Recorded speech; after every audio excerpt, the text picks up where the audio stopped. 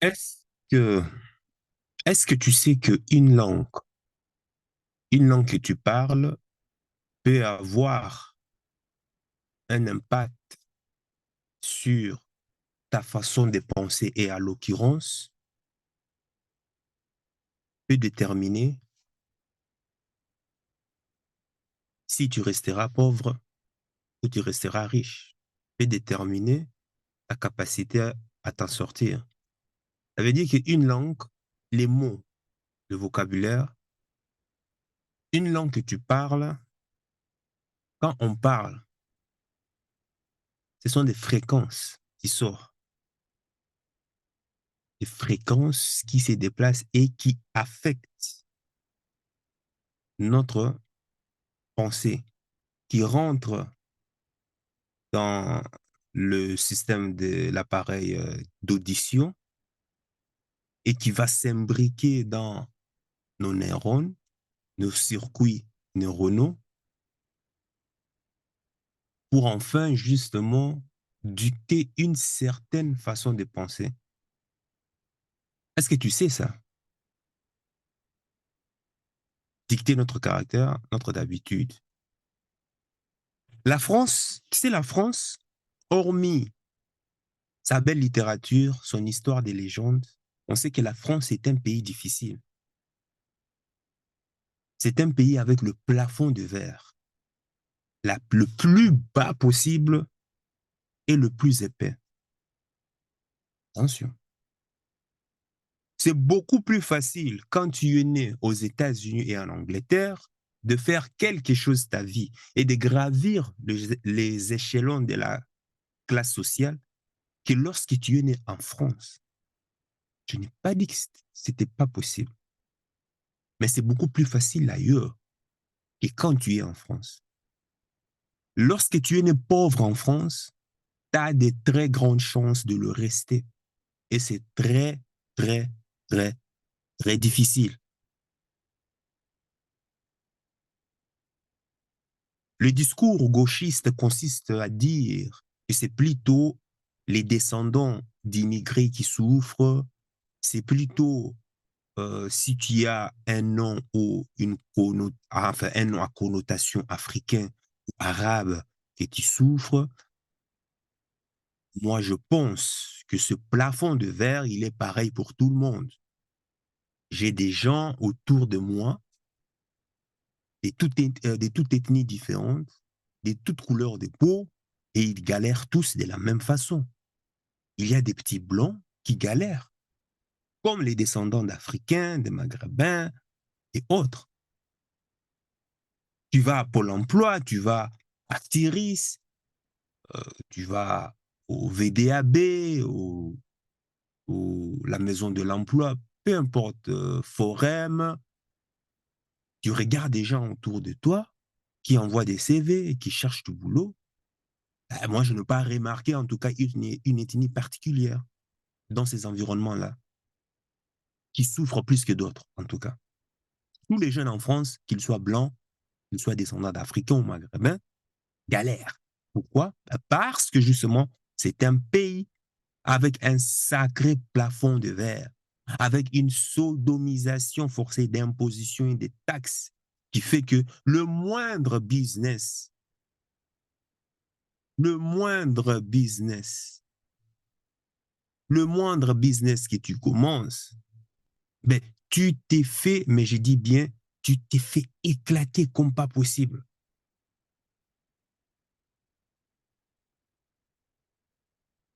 Tu t'es fait éjecter. On te défonce ta gueule par l'URSSAF, par le fisc. Non, la France est un pays difficile, en fait. La France, c'est vraiment le pays où on te demande d'être salarié et de fermer ta gueule. Excusez-moi du terme, mais c'est comme ça. Dès que tu essaies de sortir de la moyenne, la claque que tu t'es fait prendre sur ta tronche, non, non, non, la France, c'est le pays de la, oh, voilà, le pays de la moyenne. Voilà, c'est le mot que j'ai cherché.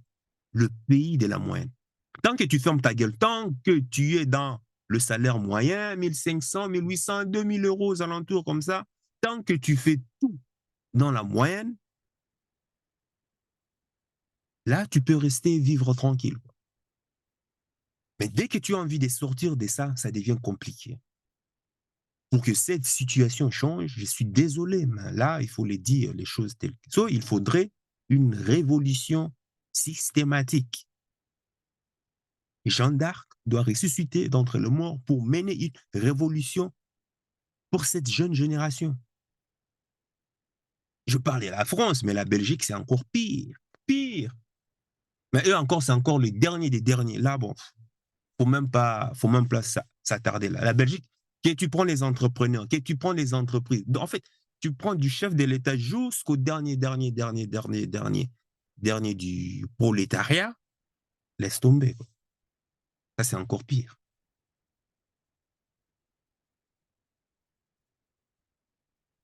Et dans tout ça, et le Burkina Faso l'a très bien compris. Le Burkina Faso vient de supprimer la langue française comme langue officielle de son pays. La langue française vient d'être déclassée comme juste langue de travail uniquement. Et cela a été fait à la suite d'un projet de révision de la Constitution qui a été introduite aujourd'hui. Moi, j'ai dit, bravo le Burkina. J'avais déjà fait une vidéo où le président du Burkina Faso, le capitaine Ibrahim Traoré, s'adressait aux enfants en disant que nous, on nous a menti à travers l'école, à travers l'enseignement, à travers l'éducation. On a été aliénés.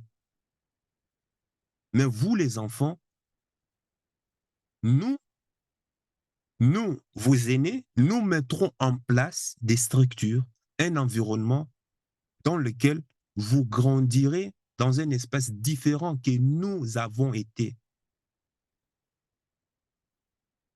Et il a dit, il promet ça. Et avait promis d'échanger les livres scolaires, d'échanger l'éducation, en fait, d'échanger presque tout. Et à peine quelques jours, quand la loi a été introduite, le Burkina Faso vient de supprimer la langue française.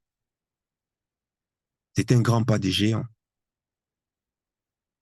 Et pour ça, justement, ce qu'on va faire, je vais partager avec toi une vidéo qui relate de cela en espérant que justement, que voilà, que ça passe. Donc, on va partager, on va suivre de quoi il s'agit ici. Moi, je trouve ça trop puissant. Bon, maintenant, si tu es français, faut pas te sentir, faut pas te sentir qu'en supprimant la langue française, ou quoi que ce soit. Non, rien à voir. Au contraire, ça va permettre encore de renforcer les relations bilatérales. La preuve, la France a des partenariats avec beaucoup de pays à l'étranger qui n'ont pas la langue française comme langue officielle. Pourtant, tout se passe bien. Mais ici, c'est simplement le désir d'un peuple, d'une nation, à pouvoir se développer, à pouvoir progresser, à pouvoir sortir du prisme de l'enclave, de l'esclavage mental dont est victime le Burkina Faso, l'Afrique francophone en général, depuis l'esclavage, la colonisation et maintenant la néocolonisation. La vision que ce président a, c'est de sortir de son pays, de cette enclave mentale.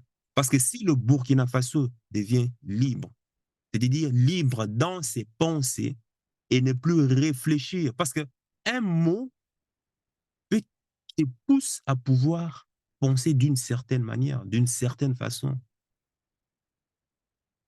Le plafond de verre fait que le système neuronal qui fait que le synapse se crée pour te pousser à penser, à réfléchir d'une certaine façon ou à avoir une certaine habitude, fait que tu es limité toi-même, alors que tu as plusieurs possibilités possibles. Pourquoi? Parce que tout simplement, à travers un mot qu'on t'a dit depuis que tu es enfant, c'est fini.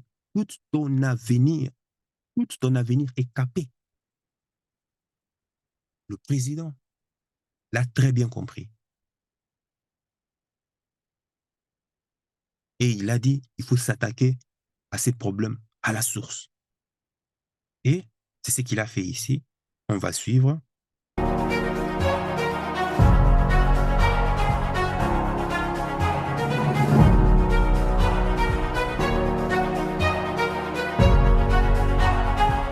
compte de la présidence du FASO, il a été adopté un projet de loi portant révision de la Constitution. Comme vous le savez, au terme de la charte de la transition a pour mission d'opérer des réformes institutionnelles et administratives en vue de renforcer l'ancrage démocratique et faire participer plus le peuple à la vie de la nation. Sur les réformes que comporte ce projet de loi, il faut noter d'abord l'institution des langues nationales comme langue officielle, le français qui demeure une langue de travail. Au niveau des institutions, il y a comme innovation la suppression d'un certain nombre d'institutions telles que le médiateur du FASO, le Conseil économique et social, dont les attributions et les missions vont se retrouver être confiées à une nouvelle institution dénommée Conseil national des communautés, qui va regrouper au-delà des leaders religieux et coutumiers, les communautés à la base qui pourraient donner leur avis sur les grandes décisions sur la vie de la nation. Il y a également la création et l'institution de l'AINER qui deviendra le Conseil national de sécurité qui sera maintenant constitutionnalisé. Et vous avez également le réaménagement du régime de responsabilité pénale des dirigeants politiques qui entraîne nécessairement la suppression de la Haute Cour de justice, comme vous le savez, depuis sa création, n'a jamais fonctionné. Et compétence serait donnée à la Chambre criminelle de la Cour d'appel de Ouagadougou, assistée par des jurés parlementaires, pour effectivement examiner les dossiers des dirigeants politiques. Il y a également l'élargissement des pouvoirs du Conseil constitutionnel qui, récemment, va se voir attribuer la mission, en plus de ses missions classiques, de régulation des pouvoirs publics et du contrôle et de la procédure de révision de la Constitution. Au niveau également du secteur de la justice, il y a des réformes qui sont contenues dans ce projet de loi qui va être incessamment transmis à l'Assemblée législative de transition. Il y a l'arrivée de nouvelles personnes non magistrates au niveau de la composition du Conseil supérieur de la magistrature. Mais il y a également le fait que dans le cadre de la vision du chef de l'État et de la mise en place de sa politique, sa vision de la politique pénale au niveau de notre pays, la connexion qui sera établie entre le parquet et le ministère de la Justice.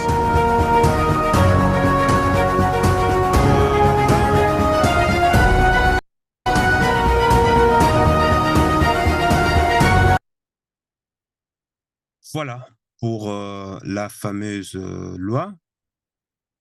Comme on vient de le voir, hein, tu viens de le voir toi-même, que cette loi a été votée, voilà, aujourd'hui, 6 décembre.